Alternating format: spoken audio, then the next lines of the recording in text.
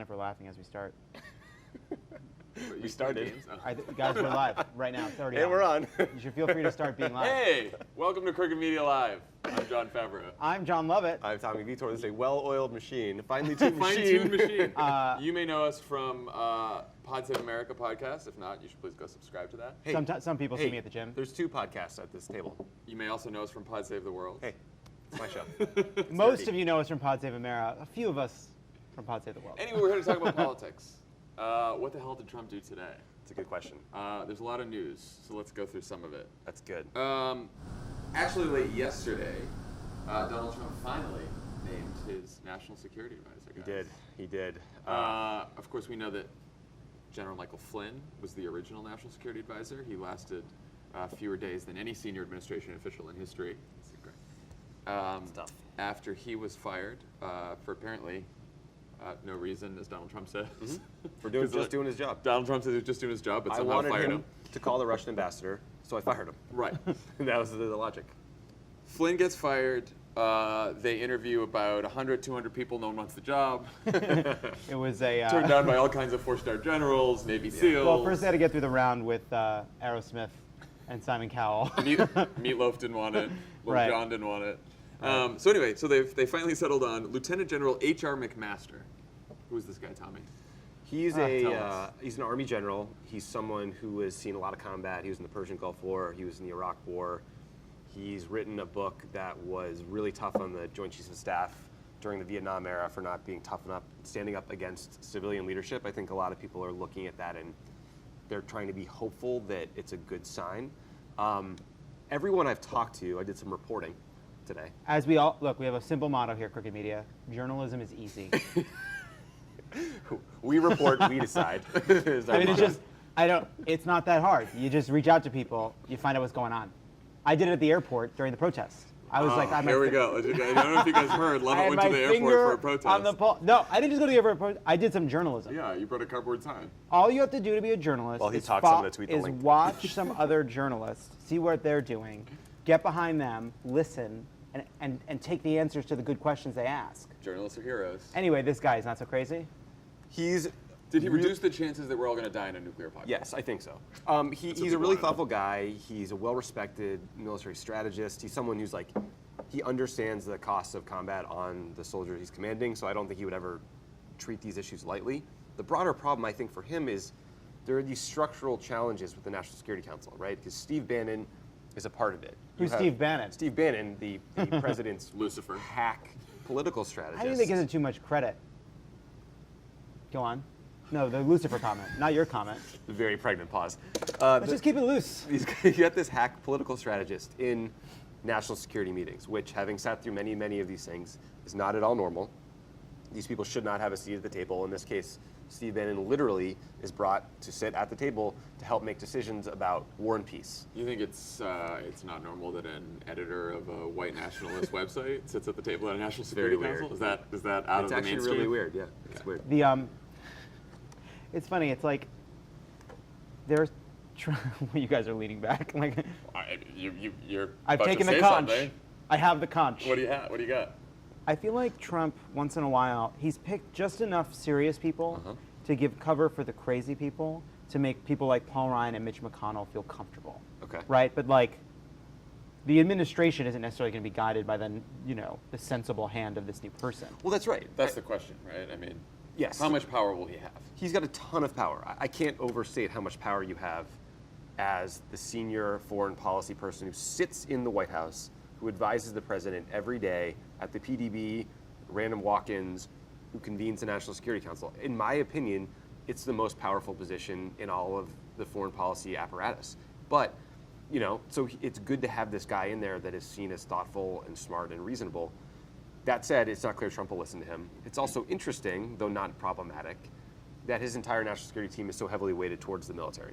Usually you have a range of views because in an ideal world, you exhaust all the other tools in the toolkit, diplomacy, economic sanctions, it's run out of the Treasury Department, all these ways you can put pressure on countries or get things you want through other means before you get to the military, right? That should be our last resort. Do you think now that Michael Flynn was fired, that it was a good use of my time to read his book. It's really not a good use of time.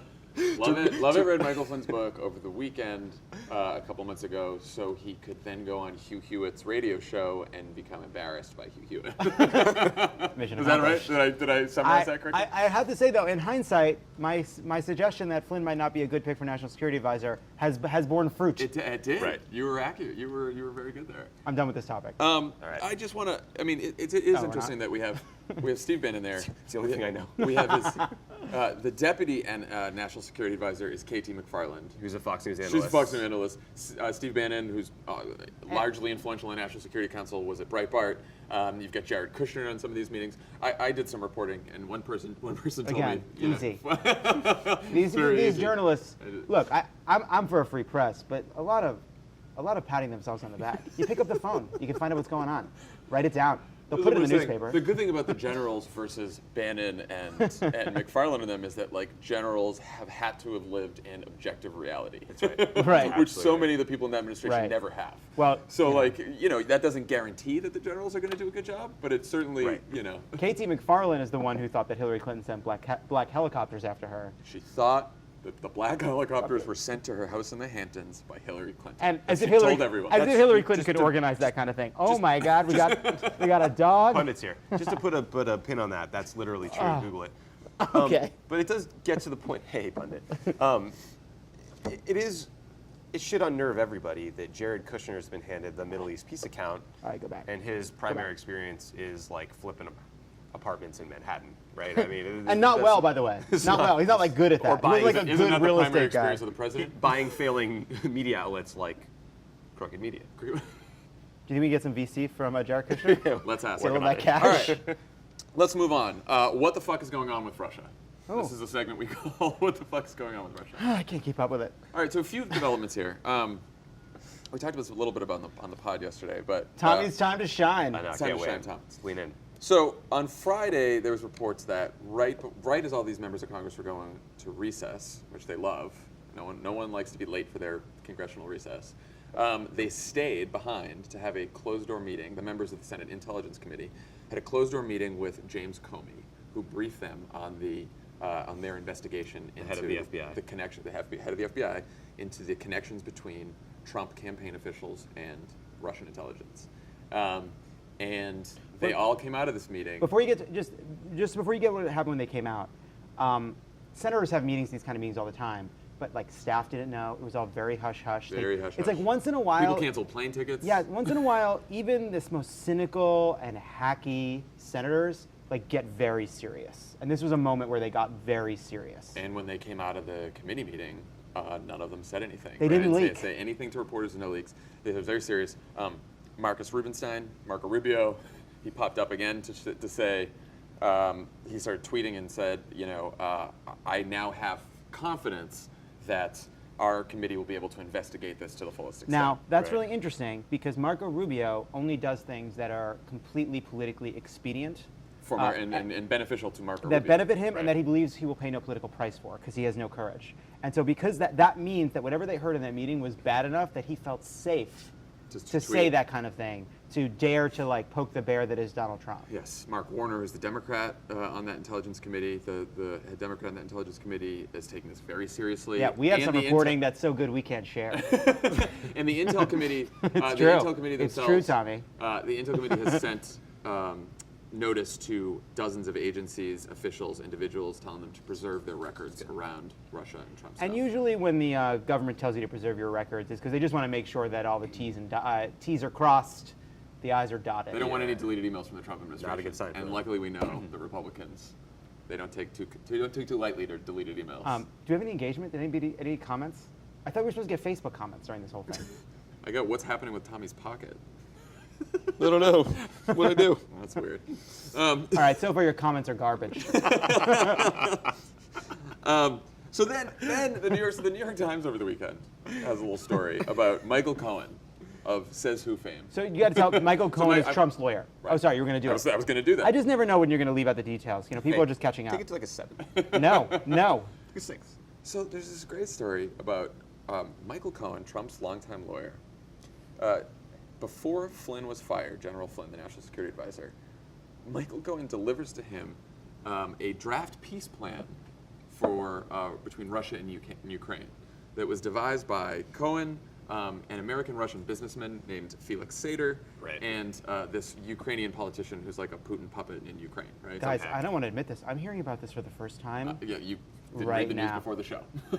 I want to react. I want it to feel real. I want to be visceral. So, just to get an idea of who Sater is, Story from like 2 days. Sater, It's 2 days old? I was busy. I'm running a media company. I know, I'm a mogul now. 2 days old. Get to 2 days it. old. Sater, These people it's their nights. so They're at home. Sater is this Russian businessman that Trump's had a lot of business connections with. We can't right? start over. It's live. No, we're going to be good. And Sater is of Russian descent, and over the years he has had repeated run-ins with law enforcement for, among other things, money laundering, helping organized crime families defraud stock investors, and stabbing a man in the face with the stem of a broken margarita glass. That I didn't know. Mardi That Gras. detail I didn't know. So this character, Is he an FBI informant too? and he's an FBI informant, Okay. correct. So this guy got together with this Ukrainian politician, came up with a peace plan to lift the sanctions on Russia, gave it to Michael Cohen, who dropped it off on General Flynn's desk. Is that the process in the NSC usually? That's very normal. That's very standard peace process negotiation policies. Is you get an envelope and you get it from the guy who stabbed the guy, and then Yeah. you hand it off to the the president. New Yeah, York- the New York from a Times said- mediocrity from Long Island. That'd be Michael Cohen. So the story seems shady enough, right? But then the New York Times says Michael Cohen told them that he delivered this peace plan to Flynn. Also, and he told this to NBC. The Washington Post then asked him after the story broke, and Cohen's like, no, I don't know what you're talking about. There was no peace plan. You can't walk back your own comment. And this was in the newspaper. This is Doesn't in the work New York that way. Times. Yeah. Biggie. I mean, all right. Failing New York Times. They do have an agenda. So here's what I want to talk about with the Russia stuff. Yeah. The one thing that we haven't settled on is like, what are the motives for the Trump-Russia connections? Yeah. Like David Leonard had a good piece in the New York Times say about this that was sort of breaking down all of like the whys. right? all the latest news And I do a podcast about it. Who cares? it's like the shtick's a little old. Okay. It's just it was like funny It for a ran its couple course. minutes. Yeah, it ran its course. Now my feelings are hurt. So I mean, what do we think? What? There's. Go ahead. Yeah, I mean, David ran through, he gave it 5 motives. He's like, maybe we should believe them that they want less tension with the Russians. Maybe Trump has a bunch of business interests that he's trying to protect or benefit. Maybe there's a conspiracy between his aides and Russian intelligence. Maybe they have a dossier on Trump that's embarrassing and they're kind of owning him. Maybe there's an ideological alliance that's even more frightening where they support white nationalism and they support Christian nationalism and they're anti-Islamic and Putin believes in an anti-elite sentiment akin to Bannon, and there's this natural philosophical alliance.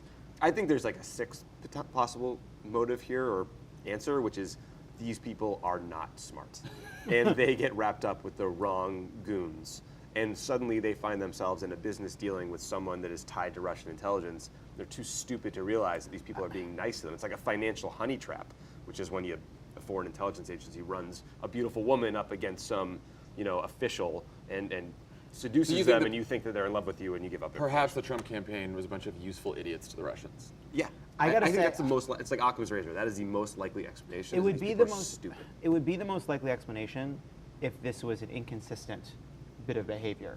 But Donald Trump, who has no ideology whatsoever, is consistent on very few things. Some of the things he's consistent on: authoritarian power, that black people are worse than white people, and I just sort of like, I just like let that go. Yeah, and I I was like, just- wait, it hit me on the way back. his Fine. just, Okay. I'm sorry. Well, he's a racist, and Don't have to apologize for that. And the fact that Russia is great, and he won't criticize. And So- Donald Trump, who will criticize anyone. But what do you think the motive is then? I don't think we know. I think it is not possible to make sense of what Donald Trump is doing without some other piece of information, whether it's from the dossier, financial instrument. Donald Trump has some vested interest we don't understand. That is, Yeah. and it's so clearly not that he sees himself as a kindred spirit with the ideology of Vladimir Putin, No. because Donald Trump doesn't read anything. He doesn't know what Vladimir Putin. He has no idea what life is like in Russia. He's given very little thought to it. In fairness, I don't think he claimed to know what life was like in Russia. I'm not, right.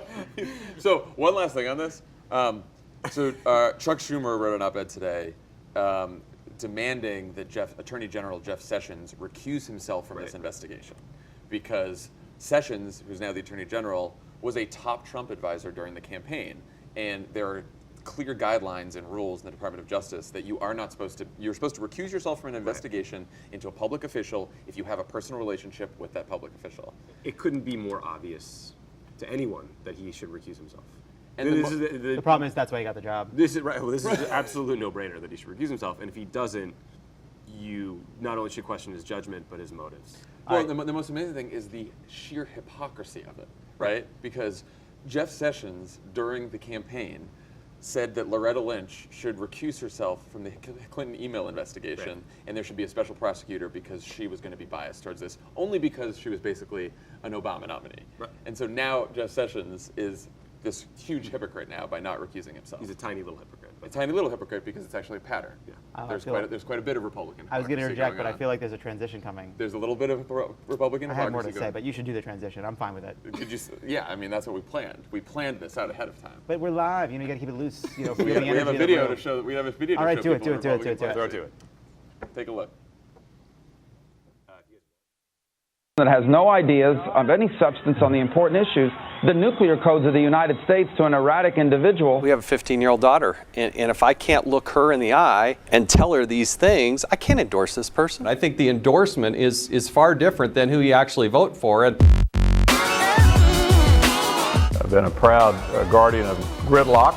Democrat obstruction has reached new extreme levels.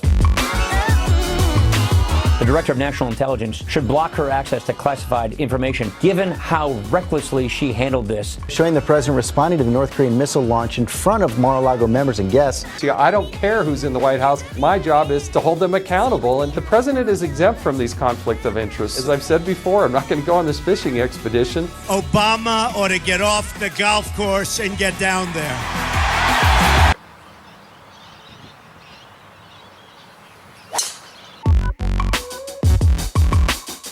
If he was doing things with the Russian government or other governments associated with Russia, you know, that has to be looked into. Lock her up, lock her up. He had misled Vice President Mike Pence and others about his contacts with Russia. This TPP sets the gold standard in trade agreements. When I saw the final agreement for TPP, I said I was against it. It didn't meet my test.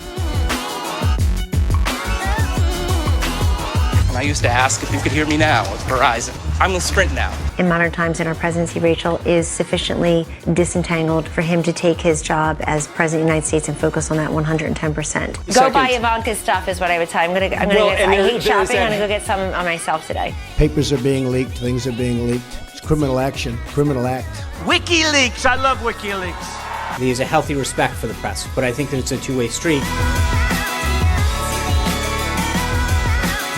It's time to come together and fight for a new direction for America. It's time to...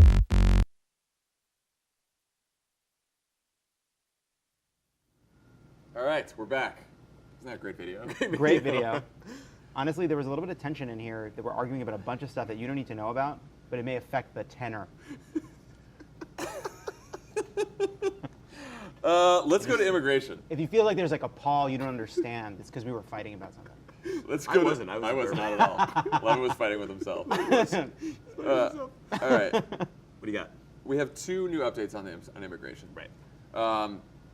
Reports over this weekend that the Trump administration is devising a new executive order to replace the previous Muslim ban, to ban travel religion. ban, to ban religions. So sources close to the process of drafting the EO say that it is. We haven't seen it yet. It's going to happen this week at some point. They're going to keep the same 7 countries: Iran, Iraq, Syria, Yemen, Somalia, Sudan, Libya. Thank you. Jotted it down. Great. They're going to try to exempt green card holders and dual citizens. I mean, obviously, you idiots. Right. You know? That's how they're going to. It's as if anything like, oh, thanks. If you could try, that'd really be great. Yeah, if these people that have already passed through the really laws of this country and successfully been vetted, we should probably right. continue to allow them to enter the country legally because that's their whole fucking life is in this country. You valueless fucking monsters. Both sides. Who's respected on all sides? Would love to be. I am. I am and continue to be. Syrian refugees are no longer explicitly targeted. They say. They're saying. Yeah, I guess there's a little bit of a. Well, they've capped it at 50,000 Syrian refugees, which is lower. We're at 35,000 already, so it doesn't leave a lot of wiggle room to help the most desperate people on the face of the planet. Right. And General Kelly has said that it will be phased in such a way that it won't affect people who are in transit. so no must know to avoid the airport situation again. Sounds like a subtle rebuke of one Stephen Miller, policy genius, California fascist. Right. True. Policy genius, yeah. So they are trying to write this in a way to avoid the legal issues of the last bid, right? Which, you know, there may be a way, I mean, because in order to bring suit against this, like, you have to figure out what rights non-citizens have and who has standing to bring this lawsuit, right? So there is a possibility that they could write it in a way that withstands legal challenge. Of course there are, right? Of course. And so they're thinking about that. And now on the other side, on another immigration EO, this is, you know, from DHS, this is on deportations. The DHS issued guidelines today on the EO that Trump signed when he took office on immigration. It's going to be more deportations faster with a larger deportation force. We're talking about 100,000 ICE agents, more detention centers. Basically, they're going to say it calls for the hiring of thousands of additional law enforcement agents, expanding the pool of immigrants who are prioritized for removal, speeding up deportation hearings, and enlisting local law enforcement to help make arrests. This is bad shit. Now, this is interesting. Senior administration official at DHS, senior DHS official said, is trying to tell everyone this is no big deal. It's not really going to be anything. You know, we don't have the personnel, time, or resources to go into communities and round up people and do all kinds of mass throwing folks on buses. That's entirely a figment of folks' imagination. This is not intended to produce mass roundups or mass deportations. It's bullshit. It's very it's very intense to project that hard. Like pay no like, it's like, hey, we're not really sure about this AO. Who said anything about buses? Like, wait a second, you said buses. We have two questions here that are relevant, actually. Someone said, what about illegal parents of children who are American citizens? So they're not doing anything on the children themselves yet, which is known as DACA, but they are going to say that you can prosecute parents of children, so they will rip families Unless apart. the children commit a violent crime, they say, that they should be okay. Someone also asked, where's the money for the new force coming from? Right, I mean, that's a great question. Like, what will this cost? Where will you house these people? Are you going to build prisons on the border? Like, there's a lot of very practical questions. And then there's a lot of just human being questions that a normal human being would ask, which is, if you're creating a situation in our country where people are scared to death that they could get rounded up and sent home, right? What if you're a woman who's here illegally and you're a victim of domestic violence? Are you going to report that to the cops? What if you need to go to an emergency room? Are you going to be scared that you're going to get taken out of there, right? Because it doesn't matter what the letter of the law is; it's the tone and the tenor that's created through this laws and through what they watch on Fox News. And we're at this hysterical place where we're gathering data to release about crimes committed by illegal immigrants. Never mind the fact that they commit fewer crimes than people who live here native born, right? But we're creating this context with these anecdotal, terrifying, heartbreaking stories to throw people out of the country. And it's also wrong. just like, this isn't, like, America has a lot of problems. Illegal immigration is actually going down naturally. Right. We're at a net zero. We also, it's also important, like, escaping to Canada, man. That there's a lot of, there's a lot of nasty immigration deportations that went on under Democrats and Republicans for years, that went on under Barack Obama. You know, we shouldn't pretend that's not the case. But it is such a crazy thing to come in and say, here's how we're going to solve our immigration problem. Right. We are going to widen the scope of crimes. Barack Obama, Democrats and Republicans agree. Gang members, violent criminals, they are already deported. That's not a new thing. Right. Widening the scope of who could be captured in this net. For instance, what about somebody who was here illegally, came as a child, was arrested because they were working illegally, right? So you're talking about deporting somebody basically simply for being here illegally. Yeah. Anyway, so bonkers. one of our viewers asked, is there any way as citizens we can prevent it, or is there a way that states can prevent ICE? Well, the biggest thing, if Donald Trump tries to get money through Congress for additional enforcement, for additional for additional law enforcement agents to do rounds up with a wide net, we can make sure that Democrats in Congress don't all of a sudden say, I'm for a comprehensive plan, and first we'll start with enforcement. That's why, unfortunately, I think this is the right, like, we gotta make sure that the Democrats do not let this through the Senate. The thread here Most important thing. The thread between both of these is politics. This energizes the base. These are the Trump voters. They want to kick out the Mexicans, and they think saying radical Islam will solve all the world's problems and sprinkle pixie dust and terrorism goes away. Yeah. Right? On a policy logic level, neither of these decisions make any sense. These 7 countries or the refugee vetting process is already the most onerous, cumbersome, long process we have to get people into this country now. They're talking about trying to gather more data and figure out a more challenging, rigorous vetting process. I've talked to a bunch of people who worked on this stuff at state and other places. There's not a database out there that we didn't look for. The other common thread here is in both of these cases, the revised EO and sort of what DHS is saying about the deportations. It's interesting because they're trying to message it to the general public like this is no big deal. Right. It's much less severe than you heard before and stuff like that, while being able to wink and nod to their base and saying we're doing exactly what we promised to do. You see Spicer saying we're going to take the shackles off. Shackles. You see Mark Krikorian, this far right immigration guy, saying finally, we're going to have the ability to do the things we always wanted to do. Whatever his exact quote was, I don't know. Right. But like, the far right understands exactly what Donald Trump is doing. They get it. So it's back to the question of what we can do. I think it's incumbent upon everyone. I think public pressure works here too, right? When people see videos of ICE raids and people like mothers and fathers being taken away from their children, like that's going to cause a big backlash, Absolutely. Right? And I think, you talked about the Obama administration deportation policy. Deportations sort of hit a peak in 2013. There was a lot of deportations, and because there was so much public pressure on the administration, because so many activists spoke out, that's when the Obama administration backed off and said we're only going to prioritize the most violent criminals. So it worked, and I think we've got to actually do the same thing here. Yeah. And right now, unfortunately, that pressure worked because we're more that kind of pressure. Obama's a hard, not a black. And also, it also was gilded pressure from within our coalition, right? Right. This is pressure that's going to be coming from without that coalition. Someone said, how do state or local sanctuary bills obstruct this, if at all? You can. A lot of cities have promised to be sanctuary cities. They said that they would, we interviewed Bill de Blasio, the mayor of New York, and he said he would not. He would tell the New York City police force not to participate in these raids.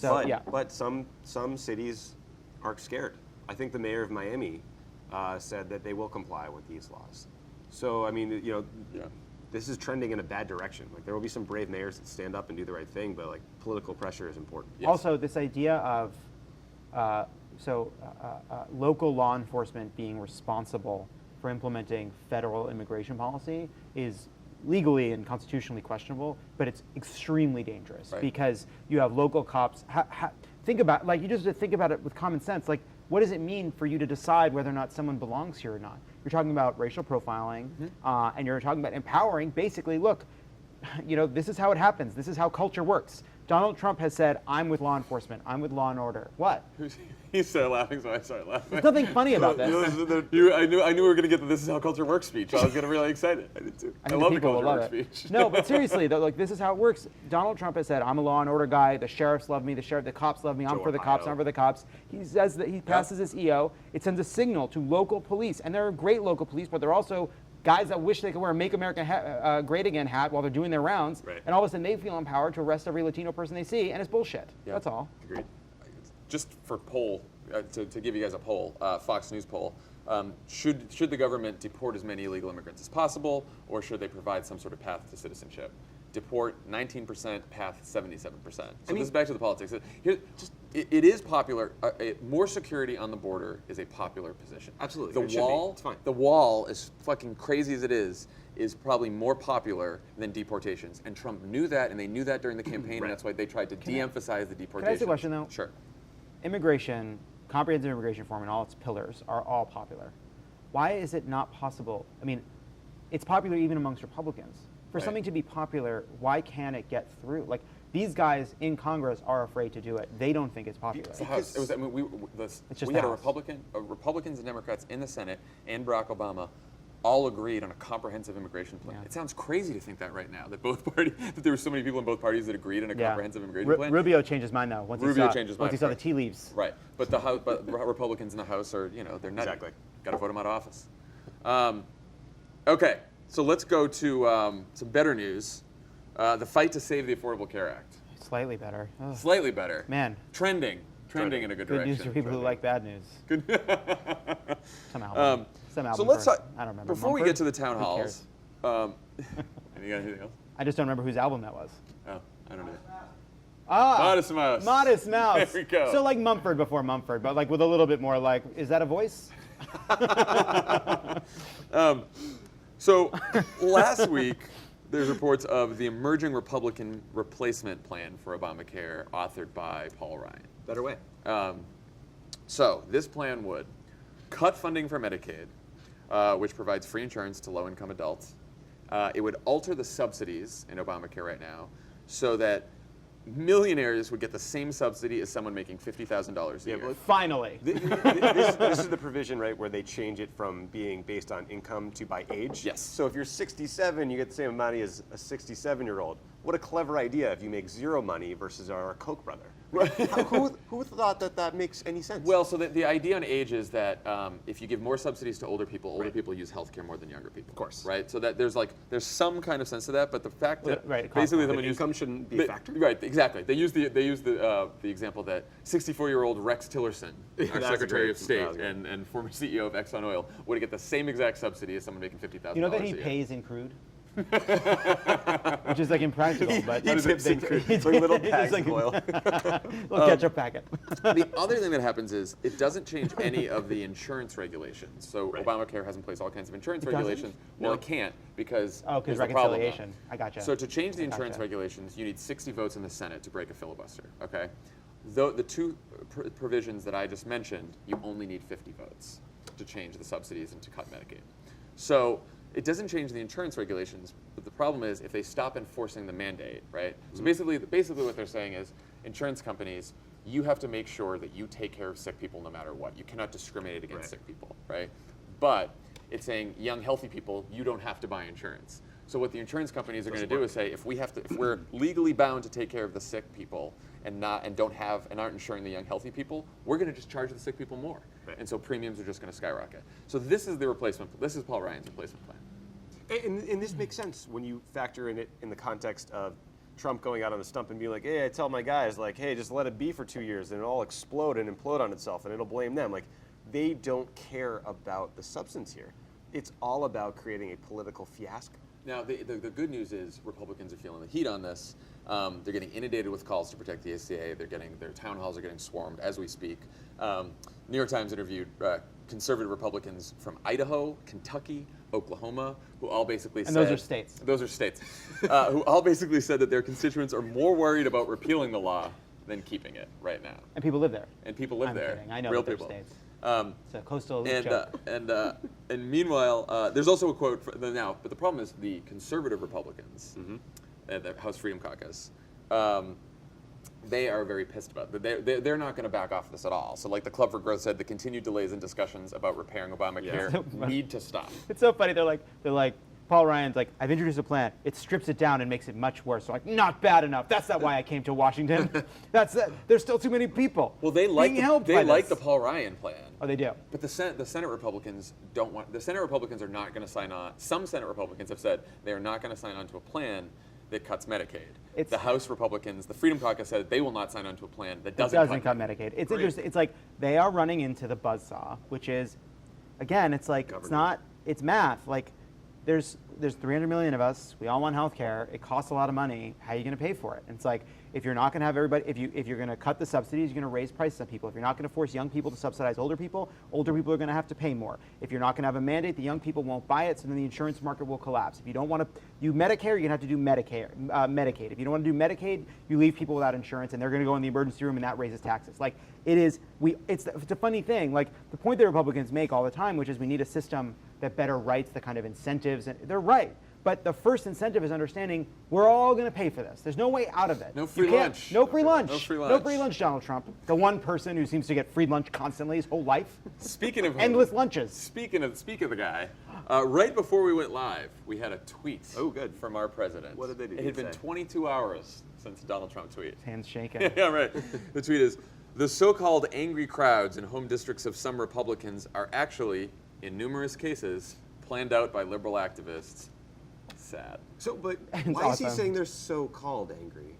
I thought are the crowds so-called, or is the angry so-called? Yeah, I guess he's saying that they're not really crowds. I can't tell. Maybe they're not really angry. The Maybe question they're is, just fabulous actors. Now, we looked at some of these town halls, and we have a clip of one of them, actually. Excellent. We can throw to a clip? We should see if this looks like a liberal activist right here. I haven't seen you for a long time. How you doing? Oh, I've been busy. I'm on Obamacare. If it wasn't for Obamacare, we wouldn't be able to afford insurance. With all due respect, sir, you're the man that talked about the death panel. We're going to create one great big death panel in this country that people can't afford to get insurance.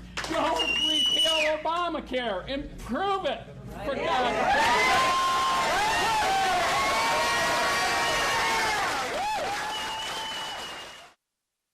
We're back. And we're back. Oh, we're for some back. Analysis A lot with of people our pundit. A lot of people asked for a pundit to come back. Look at this dog. Pundit, what did you think? I think both sides are to blame.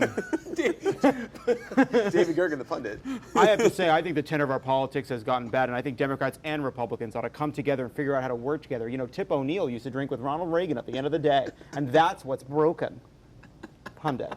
That is our show for today. Wait, are we done? I think we're done. I thought we were going to do some more engagement. We're talking to dogs, we so I answered think all we're the done. questions. All right, I'm good. We want to thank our friends at Funny or Die for making this possible.